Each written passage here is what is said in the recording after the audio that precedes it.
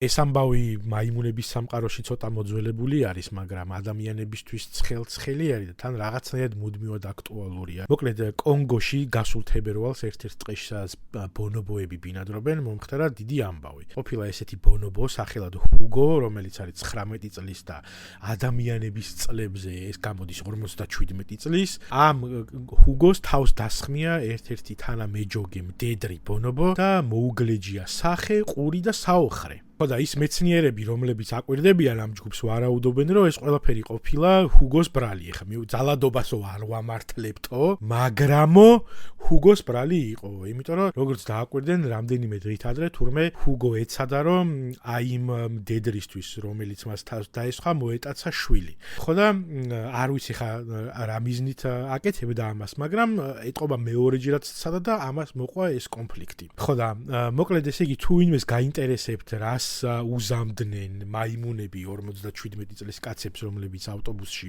ეტმასნებიან ვიღაცეებს და ან ეპშტეინის საქმეს როგორ დაამთავრებდნენ, აგერ არის ბატონო ეს ამბავი და თან მით უმეტეს ამას ამყარებს თურმე მეორე ამბავი, რომელიც რამდენიმე ასეული კილომეტრის იქით მომხდარა ასევე ბონობოების ჯგუფში და იქაც იგივე შემთხვევა ყოფილა, როდესაც ბონობოს მოუნდომებია რომ მოეტაცებინა შვილი რომელიღაცა მდედრისთვის და ისიც გაგლიჯეს შუაზე.